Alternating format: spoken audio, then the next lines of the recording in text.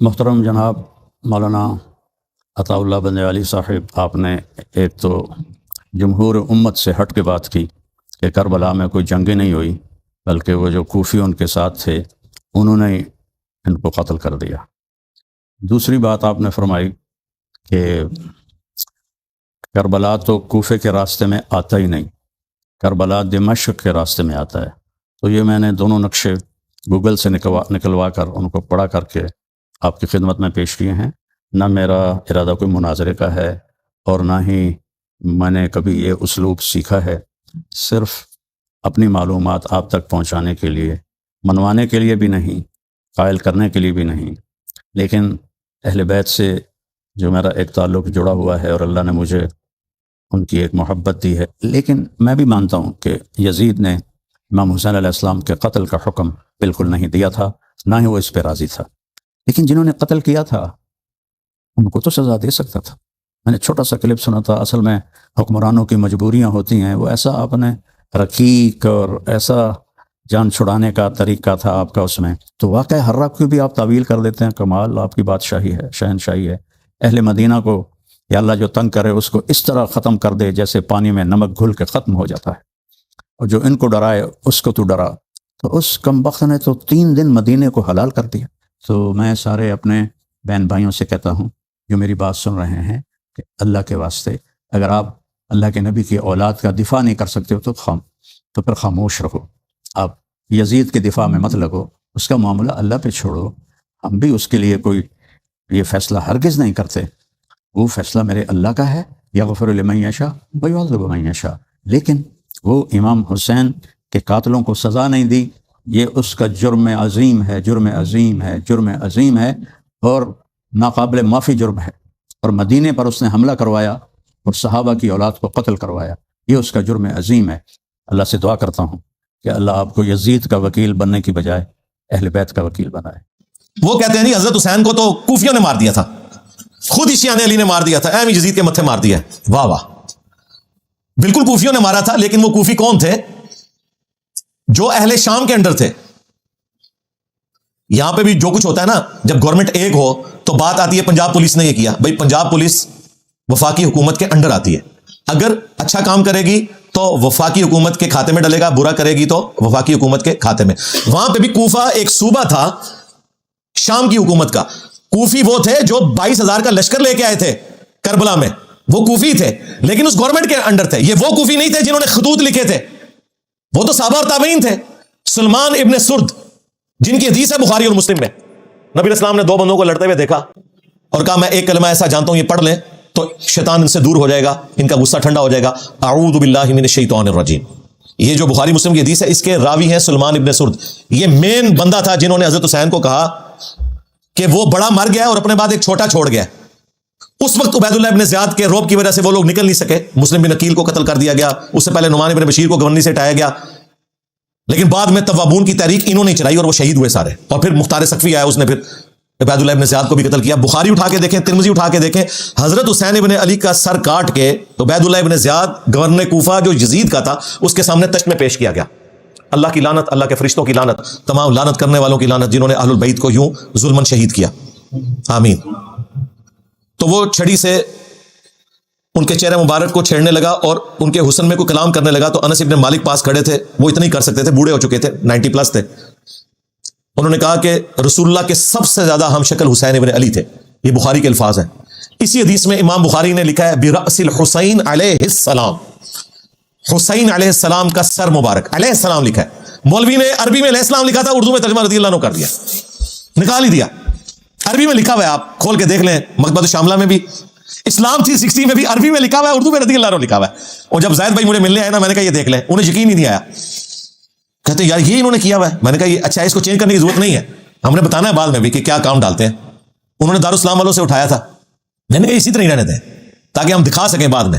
sunna.com بہت بڑی web site ہے جس پہ حدیث کی کتابیں ہیں، عربی میں علیہ السلام لکھا ہے، اردو میں رضی اللہ عنہ لکھا ہوا ہے، ایک فرقہ وارانہ اس چیز کو دھڑاڑ کو قائم رکھنے کے لیے۔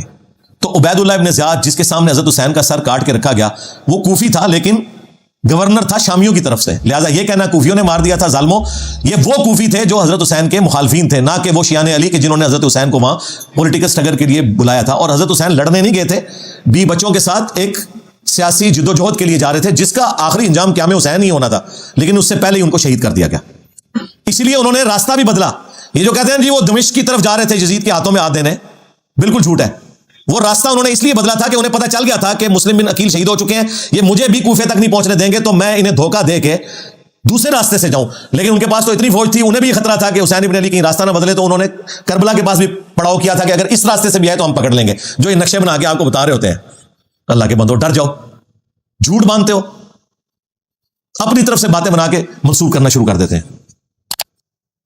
جو اسی کے ساتھ جڑا ہے وہ کہتے ہیں حسین علیہ السلام نے 3 شرائط رکھ دی تھی جی کربلا میں.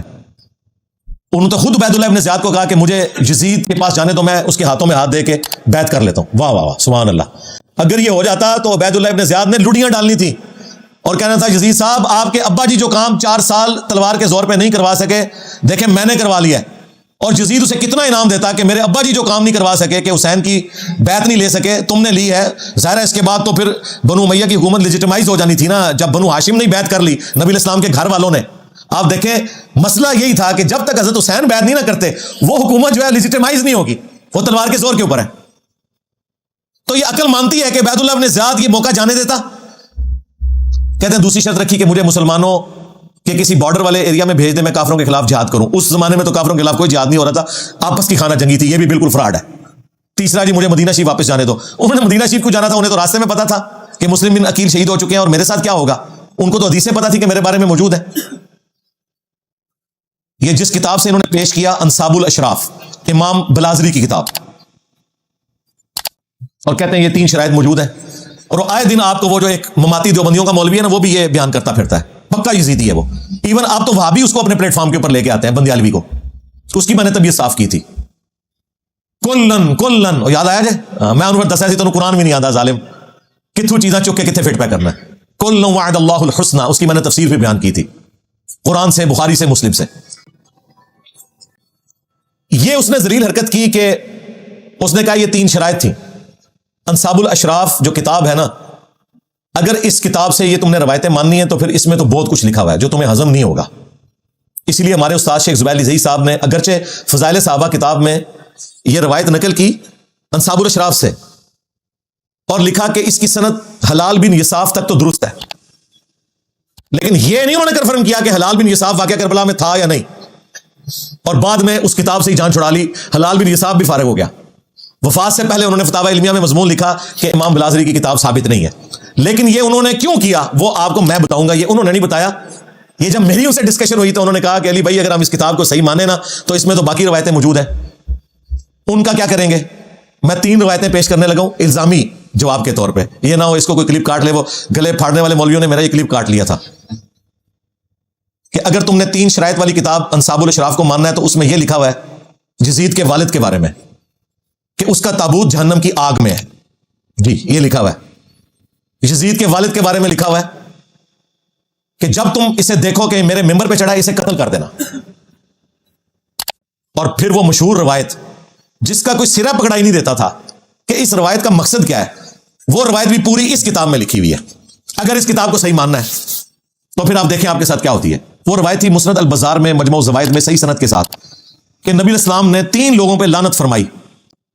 آپ کے سامنے سے ایک اونٹ گزر رہا تھا, آپ نے فرمایا جو اونٹ پہ بیٹھا ہوا ہے اس پہ بھی اللہ کی لعنت, جو اونٹ کو ہانک رہا ہے اس پہ بھی اللہ کی لعنت, اور جس نے اس کی مہار پکڑی ہوئی ہے اس پہ بھی اللہ کی لعنت. یہ روایت ختم ہو جاتی ہے مسند البزار میں مجموع الزوائد میں. اب اس روایت سے کیا رزلٹ نکلے گا جب تک یہ نہ بتایا جائے کہ اس اونٹ کے اوپر وہ شراب لے کے جا رہے تھے, ایرون لے کے جا رہے تھے, چرس لے کے جا رہے تھے, لعنت کیوں ہوئی, وہ بندے کون تھے. وہ محدثین نے اپنی کتابوں میں ان بندوں کے نام نہیں بتائے. ظاہر مشکل ہو جانا تھا, سنیت کا ایک غلبہ, سنی ہمیشہ حکومت میں رہے آپ کو پتا ہے. لیکن یہ روایت اپنی جگہ موجود ہے.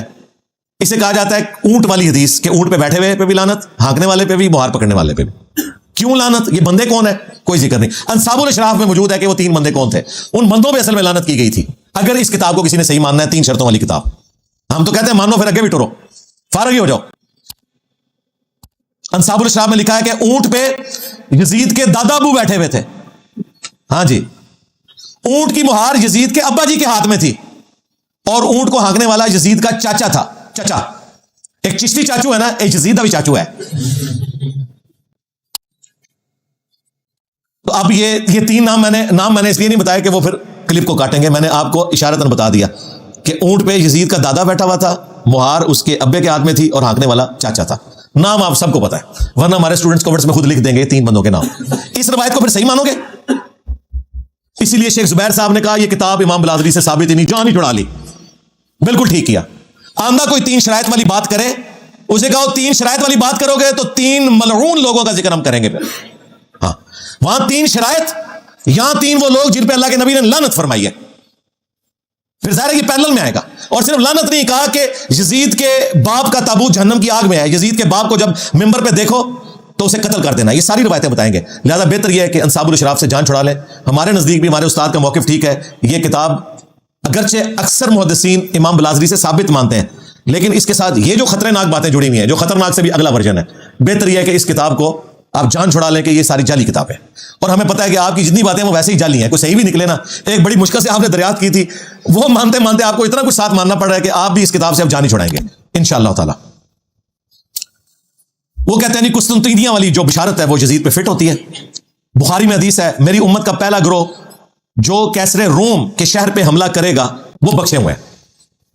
اچھا قسطنطینیہ کا ذکر نہیں ہے, کیسر روم کا شہر یہ ذکر ہے. اور کیسر روم کا شہر نبی علیہ السلام کے زمانے میں حمص تھا. وہ تو بعد میں وہ بھاگ کے قسطنطنیہ چلا گیا جان بچانے کے لیے, جب اسے نظر آیا کہ مسلمانوں کی فوجیں وہاں تک پہنچ جائیں گی. تو اگر اس کو مانا جائے تو یہ بشارت ابو عبیدہ ابن جرح رضی اللہ تعالیٰ عنہ پہ فٹ ہوتی ہے. اور اگر قسطنطنیہ کو آپ نے ماننا ہے تب بھی ذکر ہے پہلا لشکر. پہلا لشکر, کوئی بھی لشکر نہیں. قسطنطنیہ پہ تو درجنوں حملے ہوئے ہیں. پہلا لشکر کون سا تھا؟ وہ کہتے ہیں بخاری میں لکھا ہے کہ ابو ایوب انصاری رضی اللہ تعالیٰ عنہ اس لشکر میں شریک تھے, وہ فوت ہوئے اور یزید نے ان کا جنازہ پڑھایا. تو ثابت ہو گیا یزید جنتی ہے. ہم کہتے ہیں یہ ثابت ہوا, یہ کہاں سے ثابت ہوا کہ وہ پہلا لشکر تھا؟ اس میں تو نہیں لکھا ہوا پہلا لشکر. ہم آپ کو بتاتے ہیں وہ پہلا لشکر نہیں تھا, وہ 7واں لشکر تھا. اگر 2 لشکر بھی گئے ہونا تب بھی وہ پہلا نہیں ہے, وہ بعد والا ہے. پہلا لشکر وہ ہے جو سنن ابی داؤد میں موجود ہے. ایک صحابی کہتے ہیں ہم قسطنطینیہ پہ حملے کے لیے جب گئے, ہمارے لشکر کے امیر عبد الرحمن بن خالد بن ولید تھے, حضرت خالد بن ولید کے بیٹے, یزید نہیں تھا. اور ابو ایوب انصاری بھی ہمارے ساتھ تھے, انہوں نے ہمیں ایک آیت کی تفسیر سمجھائی. اور پھر ابو ایوب انصاری قسطنطنیہ کے تمام حملوں میں شریک ہوتے رہے, حتیٰ کہ ایک حملے کے دوران وہ فوت ہوئے اور وہیں پہ دفن ہوئے. آج بھی ان کا مزار موجود ہے ترکیے میں. اب وہ مسلمانوں کے پاس ہے نا, استنبول. تو ابو داؤد میں حدیث موجود ہے کہ اس وقت جو لشکر گیا تھا اس کے امیر کون تھے؟ خالد ابن ولید کا بیٹا. اور اس کے بعد مسلسل وہ شریک ہوتے رہے حتیٰ کہ ایک حملے میں وہ فوت ہوئے. تو جس میں فوت ہوئے وہ تو بعد میں ہوگا نا, جس میں زندہ تھے وہ پہلے. تو اگر 2 بھی ہوتے تو پھر بھی وہ دوسرا ہے. ویسے یہ 7واں ہے. اور یہ جو میں بتا رہا ہوں یہ بھی پہلا نہیں ہے, اس سے بھی پہلے منذر بن زبیر لے کے گئے. وہ شیخ زبیر صاحب کے شاگرد ہیں, عبداللہ جابر دامانوی صاحب. انہوں نے پوری کتاب لکھی ہے, ہماری ویب سائٹ پہ رکھی ہوئی ہے کہ قسطنطنیہ پہ پہلا حملہ کس نے کیا تھا. بہرحال یہ تو نہیں بنتا, یہ انہوں نے پکڑا ہوا تھا. اور جگہ جگہ یہی وہ چیز ہے جو ابن تیمیہ نے سب سے پہلے چوہا چھوڑا, اسی کو لے کے پھر بعد کے لوگ چلے. حتیٰ کہ ڈاکٹر ذاکر نائک نے بھی جو یزید کو رضی اللہ عنہ کہا اور جنت لشکر والی بشارت اس کے اوپر فٹ کر کے تو خاری کمائی. میں نے اسی وقت ان کے خلاف ویڈیو ریکارڈ کروائی تھی اور ان کی علمی اصلاح کی کوشش کی تھی. باقی جو ان کی علمی خدمات ہیں وہ اپنی جگہ, لیکن یہ ان سے بہت بڑا بلنڈر ہوا ہے اور دعوت حق کو نقصان ہوا ہے ان کے اس ایٹیچیوڈ کی وجہ سے. تو میں نے کہا تھا یار ابن تیمیہ کی تقلید چھوڑو, میں نے بخاری اور ابو داؤد سے ثابت کیا کہ وہ پہلا لشکر نہیں تھا. اور یہ ہمارے استاد شیخ زبیر صاحب نے پہلی دفعہ جرأت کی الحدیث رسالے میں, یہ پورا تحقیقی مضمون لکھا.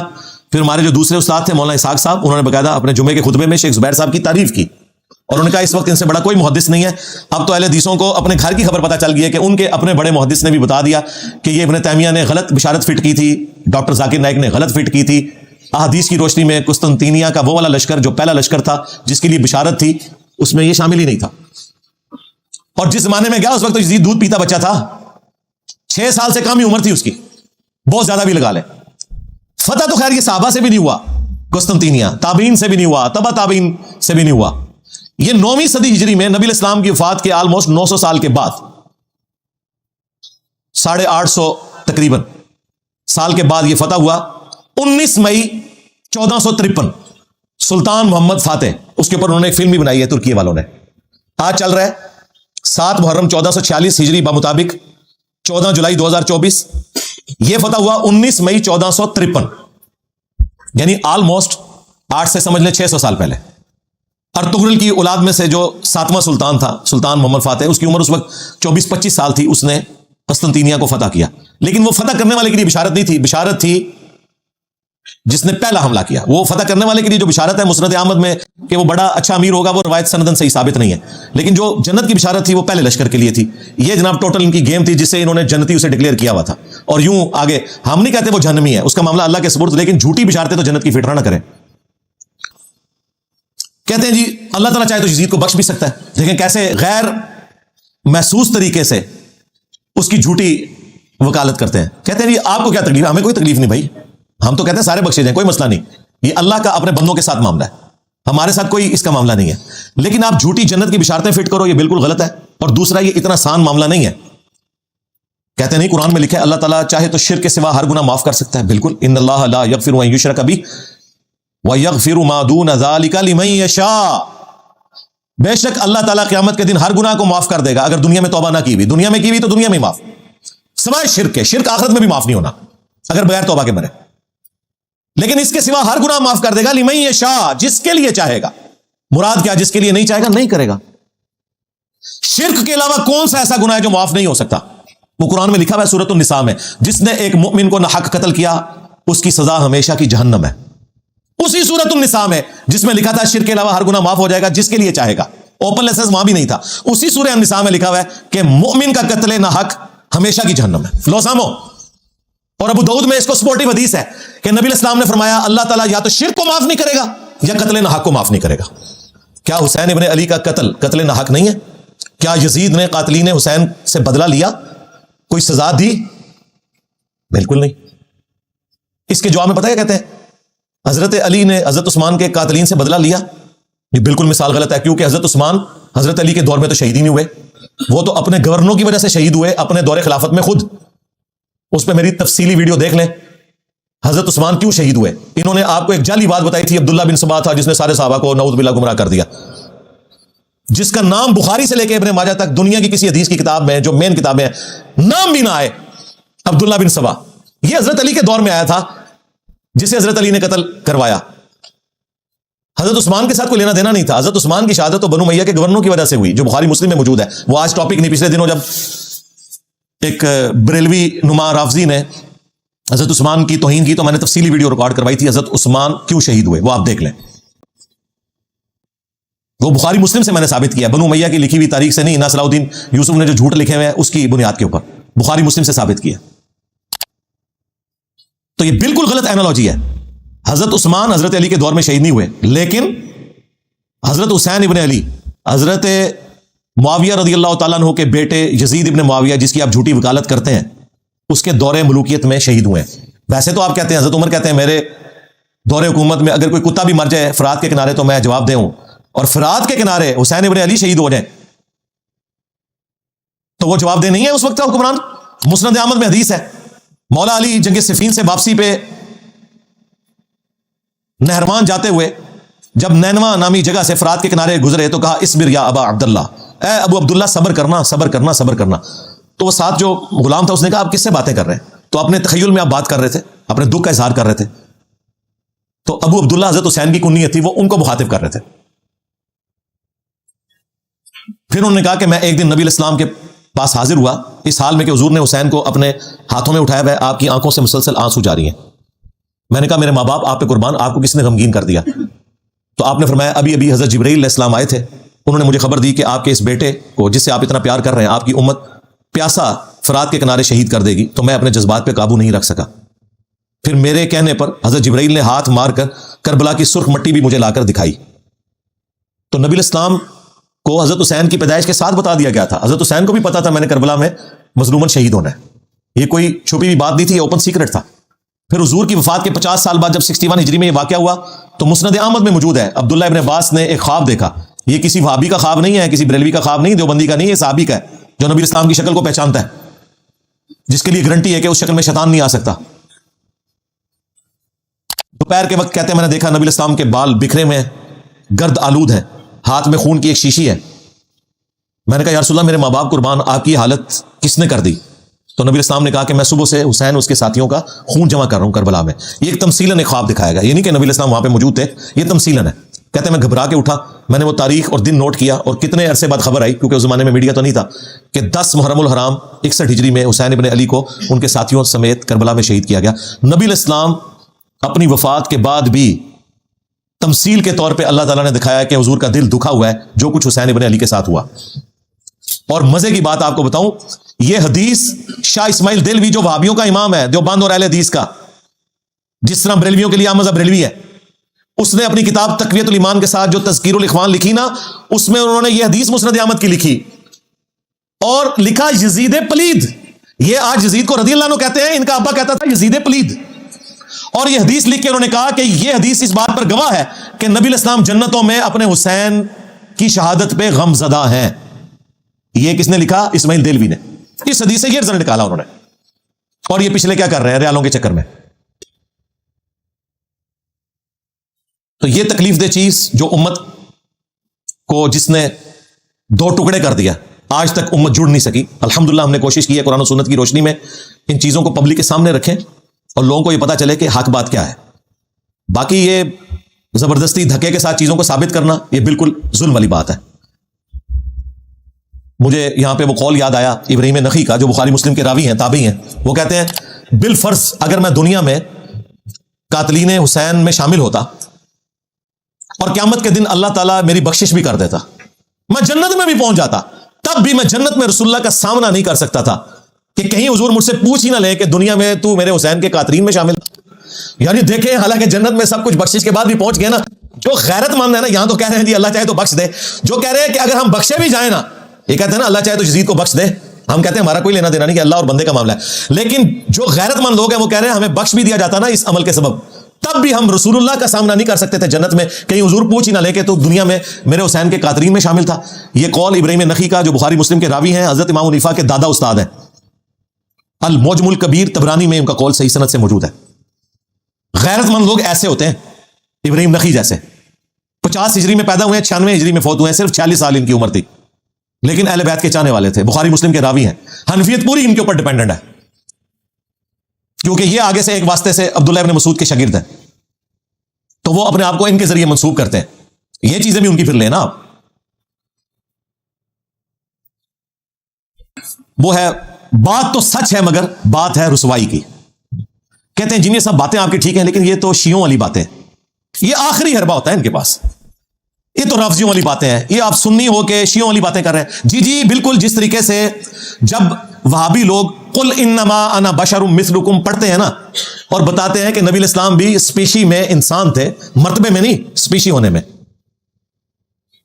تو بریلوی انہیں کہتے ہیں کہ جی آپ کو قرآن میں یہی آیت پڑھنی تھی اور تھوڑی آیات ہیں پڑھنے کے لیے. تو وہابی لوگ اس وقت کیا کہتے ہیں کہ نہیں, ہم نے آپ کو صحیح عقیدہ سمجھانا ہے تو اس لیے آپ کو یہ آیت پڑھ کے سنائیں گے. بریلویوں کو بھی لگتا ہے کہ قل انما انا بشر مثلکم یہ وہابیوں والی باتیں ہیں, حالانکہ یہ اللہ نے نازل کی ہوئی ہے. تو وہابیوں کو اب اس تکلیف کا اندازہ ہوگا کہ جب آپ آیت پیش کریں اور آپ کے مخالفین یہ کہیں کہ یہ وہابیوں والی باتیں ہیں, اور اس کی وجہ سے قرآن و حدیث کا انکار کر دیں. آپ بخاری مسلم سے نماز کا طریقہ دکھائیں, وہ کہتے ہیں طریقہ تو ٹھیک ہے لیکن وہابی اس طرح نماز پڑھتے ہیں اس لیے ہم نے نہیں پڑھنی. یہ بھی اکثر لوگ یہی دلیل پیش کرتے ہیں. پھر گستاخانہ نماز ٹھیک ہوگی, تو اس وقت ان کو کتنا برا لگتا ہے کہ ہم آپ کو بخاری مسلم پیش کر رہے ہیں, آپ ہمیں یہ باتیں کر رہے ہیں. بالکل اس طریقے سے جب ہم بخاری مسلم سے بنو امیہ کو ایکسپوز کرتے ہیں اور آپ ہمیں کہتے ہیں شیعوں والی باتیں, تو آپ ہمیں نہیں گالی دے رہے, آپ تو امام بخاری امام مسلم کو گالی دے رہے, ہمیں تو دے ہی نہیں رہے. نہیں, یہ بخاری مسلم عوام کے لیے نہیں لکھی گئی تھی. اچھا, عوام کے لیے نہیں لکھی گئی, آپ کی تو ساری عوام بخاری مسلم پڑھ کے رفع الیدین شروع کر رہی ہے. اگر اس وقت اپنی مولویوں کی بات سن لیتی کہ بخاری مسلم عام آدمی نے نہیں پڑھنی, تو جو بندی بریلوی مر جاتی. خود پڑھا ہے نا, تبھی ادھر تک پہنچے ہیں. اور یہ آپ کی بات بالکل غلط ہے کہ عوام کے لیے نہیں لکھی گئی. امام مسلم نے مقدمے میں لکھا ہے کہ میں یہ عوام الناس کے لیے مسلم شریف لکھ رہا ہوں. اور بنو امیہ کے بارے میں جتنی وہ خطرناک بلکہ خطرناک روایتیں ہیں نا, وہ ساری مسلم شریف کے اندر ہیں. بخاری میں بھی ہیں, مسلم میں تو بہت زیادہ ہیں جو انہیں ہضم نہیں ہوتی. تو امام مسلم تو کہہ رہے ہیں میں عوام کو بتانے کے لیے روایتیں لکھ رہا ہوں. پھر آپ کیا کریں گے, وہ روایتیں کون کون سی ہیں وہ آج میں ٹاپک نہیں بنا رہا, ورنہ ٹائم بہت زیادہ لگ جائے گا. اس کے لیے آپ میری وہ ویڈیو دیکھیں, کربلا کیوں.